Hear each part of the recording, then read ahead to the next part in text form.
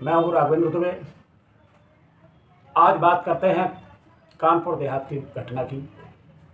कानपुर देहात के मंडौली गांव में एक परिवार जिसकी 2 महिलाएं आग में जल करके राख हो गई। 13 फरवरी की बात है। कुछ लोगों की शिकायत पर शासन और प्रशासन की पूरी टीम उस कृष्ण गोपाल दीक्षित के जो झोपड़ी बनी हुई थी उस अतिक्रमण को हटाने के लिए गई हुई थी बुलडोजर लेकर के। और जब वहाँ पर वो पहुँचे तो महिला ने अंदर दरवाज़ा बंद कर लिया। लेखपाल थे, एसडीएम थे, कानूनगो थे, पुलिस अधिकारी थे, सीओ और वहाँ थाना प्रभारी, पूरा पुलिस फोर्स था। जब प्रमिला दीक्षित जो कृष्ण गोपाल दीक्षित की पत्नी थी, उन्होंने दरवाज़ा बंद कर लिया। उसमें बेटी भी थी। उन्होंने कहा हम अपनी जान दे देंगे। कुछ देर बाद दिखता है कि वहाँ पर छप्पर में जो उनकी झोपड़ी है उसमें आग लग जाती है और पुलिस वाले वहाँ पहुँचते हैं। वो काफ़ी देर तक कहते हैं कि दरवाज़ा खोलो, फिर दरवाज़ा को ज़बरदस्ती खोला जाता है। उसके बाद भी पुलिस, जिसमें महिला सिपाही भी थी, वो वहाँ खड़ी रहती हैं। और फिर किसी ने कहा कि बुलडोजर चला दो। और जो जलती हुई झोपड़ी थी, जलती हुई झोपड़ी पर बुलडोजर चला दिया गया। और कुछ देर बाद पता लगा कि दोनों माँ बेटी उसी आग में जल करके राख हो गई। अब सवाल ये उठता है कि इतना पुलिस फोर्स, इतने अधिकारी होने के बावजूद वो कैसे जिंदा जले? क्या ये जो सरकारी तंत्र है उसकी अमानवीयता नहीं है? जो अधिकारी हैं उसकी अमानवीयता नहीं है? क्या उस अतिक्रमण को हटाने के लिए का पहले नोटिस दिया गया था? और जब आग लगी तो जलती आग में किसने कहा कि बुलडोजर से उसको गिराया जाए उस झोपड़ी को? जबकि एक सामान्य सी बात है, अगर किसी की झोपड़ी को गिराना था, अलग करना था, वो भी ईंट पर बनी हुई थी और उसको अगर उसको हटाना ही था तो 2-4 मजदूर हटा देते। लेकिन पूरा शासन प्रशासन इस तरीके से गया कि जैसे कहीं पाकिस्तान पर हमला करने जा रहे हो, किसी दूसरे देश पर चढ़ाई करने जा रहे हो। एक गरीब की झोपड़ी को तोड़ने के लिए इस तरीके से पूरा प्रशासन किस तरीके से बाहुबली बन गया और उसके आगे जो गरीब ब्राह्मण परिवार था वो किस तरीके से लाचार हो गया कि 2 माँ और बेटी की जिंदा अग्नि समाधि बन गई। ये हमारे लोकतंत्र पर कितना बड़ा धब्बा है कि जहाँ गरीब एक झोपड़ी के लिए संघर्ष करता रहा और 2 जिंदगियां चली गई और सारे अधिकारी, पुलिस वाले और तमाशबीन बने रहे। किसी ने उनको बचाने का प्रयास नहीं किया। प्रधानमंत्री आवास की बहुत सारी बात होती कि गरीबों को हम प्रधानमंत्री आवास दे रहे हैं। ये गरीब पहले भी गुहार लगा चुका था। पहले इसका मकान गांव में था, मंडौली गांव में, और मंडौली गांव में जिसका पक्का मकान था उसको पहले कुछ लोगों की शिकायत पर प्रशासन द्वारा उसको तोड़ दिया गया था। इसके बाद ये परिवार अपनी फरियाद लेकर के डीएम के यहाँ गया और अधिकारी के पास गया। परिवार का आरोप है कि डीएम ने उनको वहाँ से बेइज्जत करके भगा दिया। ये परिवार अपनी मवेशी लेकर के, अपनी बकरियों को लेकर के वहाँ पहुँचा था, लेकिन तमाम मिन्नतों के बावजूद इसकी एक न सुनी गई। वहीं उत्तर प्रदेश में राज्य मंत्री प्रतिभा शुक्ला जब पहले मकान गिरा था तब भी वो वहाँ गई थी, उनसे फरियाद की गई थी, तो उन्होंने डीएम से बात भी की थी कि इनकी फरियाद सुनो और फरियाद सुनने के बाद इनकी जो भी सहायता हो सकती है उसको सहायता आप करें। लेकिन जब परिवार पहुँचता है तो उसको वहाँ से भगा दिया जाता है, उसकी सुनवाई नहीं होती है। और अचानक एक दिन 13 फरवरी के दिन पूरा अमला पुलिस बल के साथ पहुँचता है और जो घटना हुई वो मानवता को शर्मसार करने वाली है कि जहाँ हम कह रहे हैं कि हम गरीबों को मकान दे रहे हैं, जो गरीब हैं, और एक गरीब अपने रहने के लिए ठिकाना ढूंढता रहा, उसने एक झोपड़ी बनाई, वो भी शासन और प्रशासन के अधिकारियों को वो भी हजम नहीं हुआ और उन्होंने उस पर बुलडोजर चला दिया। आग कैसे लगी ये कारण पता लग जाएगा। गांव के लोग कहते हैं कि इनका कोई अतिक्रमण नहीं था। इनके जो पुराना कम से कम 100 साल से उनके दादा को वहाँ पेड़ थे, एक बाग था, वहीं पर उन्होंने अपना मकान बनाया था। उस मकान को पहले तोड़ दिया गया, इसके बाद उन्होंने एक झोपड़ी डाली, इसके बाद वो झोपड़ी भी जला दी गई और उसमें आग लग गई। कौन आग लगा करके आत्महत्या करता है? या आत्महत्या करेगा भी तो तभी करेगा कि जब उसके सामने इतनी मजबूरी हो जाए तो उसके आगे बस दो ही चीज़ें हों, या तो उसके लिए रहने के लिए एक फूस की झोपड़ी बनी रहे, या फिर उसके प्राण ही क्यों न चले जाएं। वही हुआ, वही बेबसी, वही लाचारी, वही गरीबी, वही भुखमरी, जिसने इन तमाम अधिकारियों की जो लोकतंत्र की दुहाई देते हैं, उनकी सामने उस बेबसी ने अपना दम तोड़ दिया, उस लाचारी ने दम तोड़ दिया। जो उनकी बेटी थी नेहा, उसकी उम्र लगभग 21 साल थी और गांव के लोग बताते हैं कि उसकी शादी इसी मार्च में होनी थी, लेकिन उसकी शादी तो ना हो सकी। लेकिन वो उसके हाथ पीले होने थे, वहाँ से वो रुखसत होनी थी हाथ पीले होने के साथ। लेकिन किसी को क्या पता था कि दुर्भाग्य इतना था कि वहाँ से उसकी लाश निकलेगी। लाश भी क्या, एक राख का ढेर जाएगा जहाँ वो जल के राख हो गए। वो माँ बेटी जलकर राख नहीं हुए, इस लोकतंत्र की आत्मा जल गई। यहाँ जो गरीबी, बेबसी, लाचारी, उसने दम तोड़ दिया।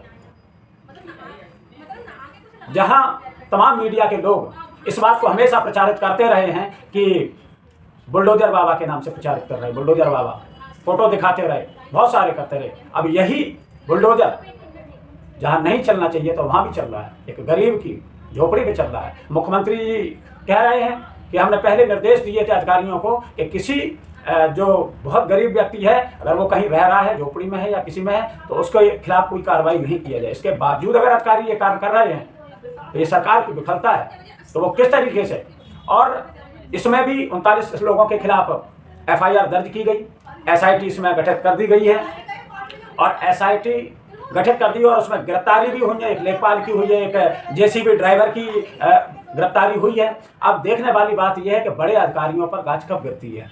बड़े अधिकारियों का जिनका नाम भी है, SDM का नाम है, उसमें अज्ञात लिखा, पिता का नाम अज्ञात, पता अज्ञात, ये होती है कार्रवाई। कि जहां अपने बड़े लोगों को बचाना हो, उनका नाम पता नहीं है क्या सरकार को, इस तरीके की हरकत होती है। ये सरकार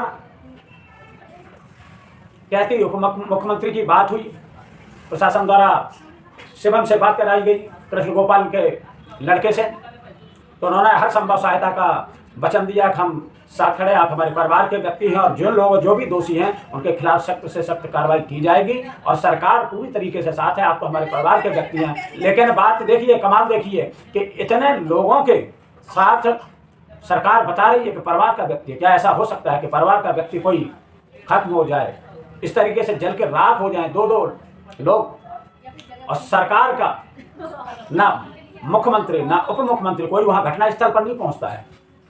और उसी रात को G20 का एक कार्यक्रम आयोजित होता है 5 स्टार होटल में, वहां पर के जाके लोग रात्रि भोज करते हैं। क्या उनके अंदर ये संवेदना नहीं रही कि लखनऊ से थोड़े ही पास में कानपुर देहात है, कि वहां जाकर के परिवार को ढांढस बंधाया जाए, उन अधिकारियों के खिलाफ सख्त से सख्त कार्रवाई की जाए जिन्होंने इस तरीके की घटना को अंजाम दिया, जिनके कारण दो जिंदगियां चली गई। ऐसे लोगों पर कार्रवाई होनी चाहिए थी। बात परिवार ने मांग की, उप मुख्यमंत्री जी से मांग की, अन्य माध्यमों से मांग की कि परिवार को, दोनों बेटों को नौकरी दी जाए, जो पिता हैं उसको पेंशन दी जाए, उनको पट्टा दिया जाए, सरकारी नौकरी दी जाए, 1-1 करोड़ रुपए दिए जाएं।